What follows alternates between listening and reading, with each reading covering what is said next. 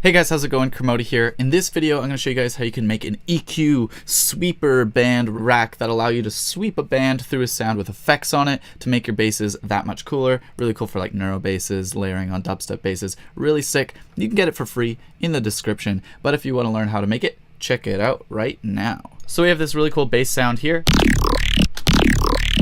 And I want to sweep a band through it and make things cooler sounding. So what we're going to do is we're going to use EQ8 to do this, and we're going to create a really steep curve on our EQ here. We're going to do another one, and it's up to you how tight you want that band. I'm going to make my band separated by, let's say, what's this? About this chunk here. That seems like a good distance apart. So I don't want to affect the low end of my sound first of all, so I'm going to be very wary of that. And the first thing I want to do is I want to set the range of band number 1 here.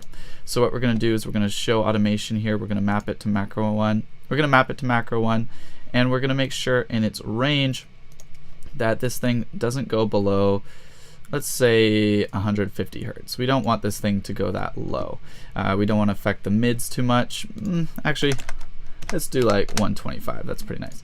Then what we're going to do is we're going to set its maximum range, and we want it to, when it's at its maximum, leave about the same room as we had previously. So let's do it right there. About 4K. That sounds good. Now we're going to go over to band number 8 here. We're going to map this to macro 2. And on this thing, we're going to make sure its maximum range. Oh, my bad. We're going to map this to macro 1 as well. We're going to set its maximum range so it's there. I do want it to hit the tippy top end, actually. I think that would be good. But then when we're down at the bottom, see how it surpassed 1? We don't want it to do that. So we're going to set its range so it's about the same distance apart. There we go.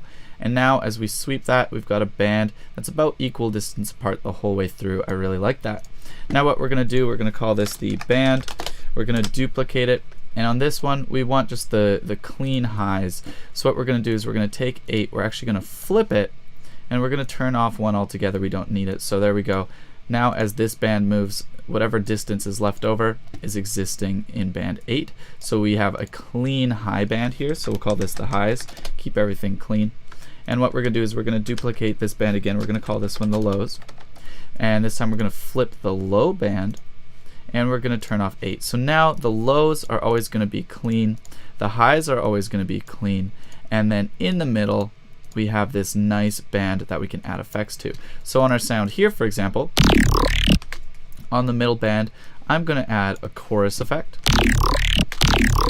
and I'm going to add an overdrive effect for some fun here. And what I can do is I can now sweep that band right here.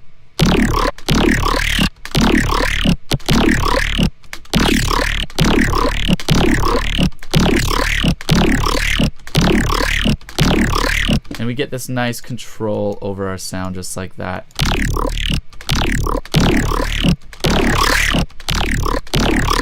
So it's just a really cool band sweeper. You can put whatever effect you want on the band. It's totally fun. So there we go, guys. Grab this thing from the description of the video so you don't have to make it yourself. It's quick and easy. Thanks again. I'm Kermode. Peace.